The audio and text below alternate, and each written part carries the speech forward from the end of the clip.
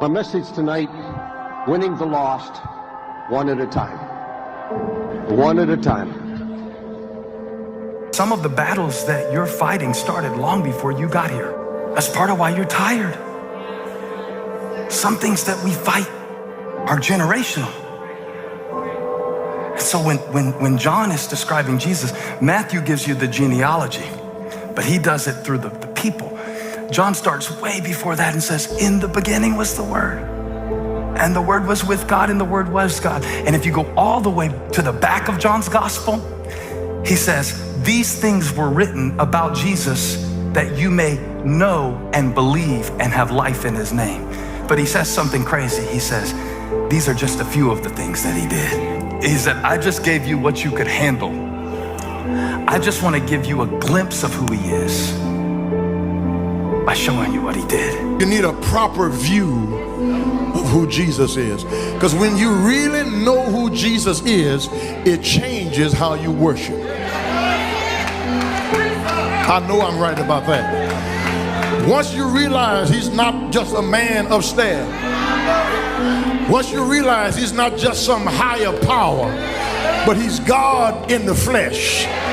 Have I got a witness here?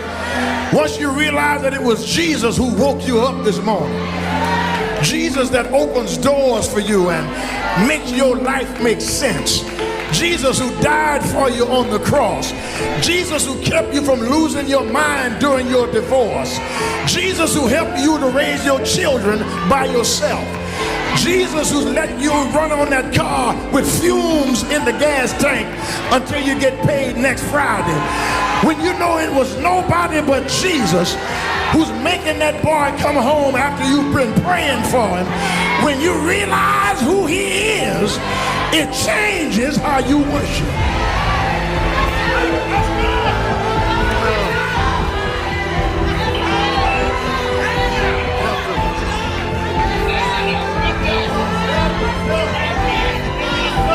You stop worrying about who likes you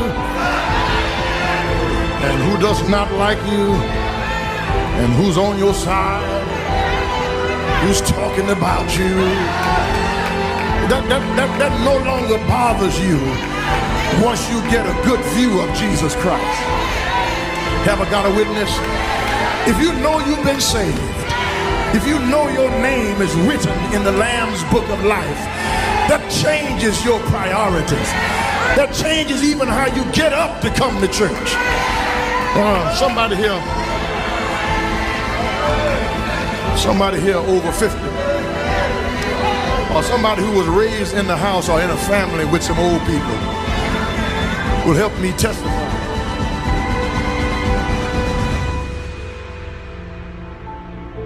The world is so set on tearing itself apart, it doesn't seem like such a bad thing to me to want to put a little bit of it back together.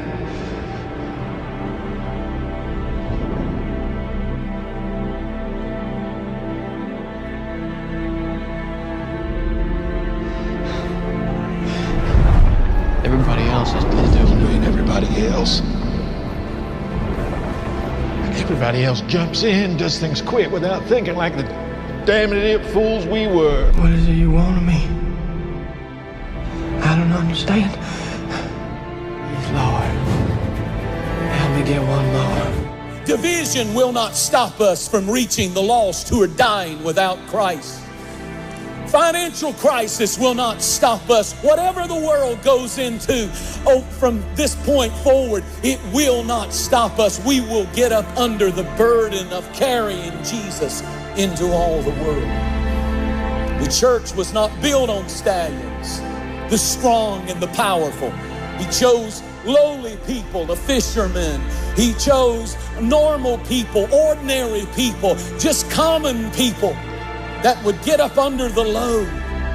If you don't carry a load, if you're not willing to have a burden about church, about the kingdom, about souls, about the nation, you ought to get a burden about the lost and the multitudes of people who are godless. And if you're not willing to do that, I don't care how much talent you've got. I don't care how much power you've got. I don't care how wealthy you are. You're not worth much to Jesus. The first thing he looks for when he decides if he's going to use and choose you is, can you get a burden? Can you carry a burden? It's a burden to carry Jesus. The burden of Jesus Christ.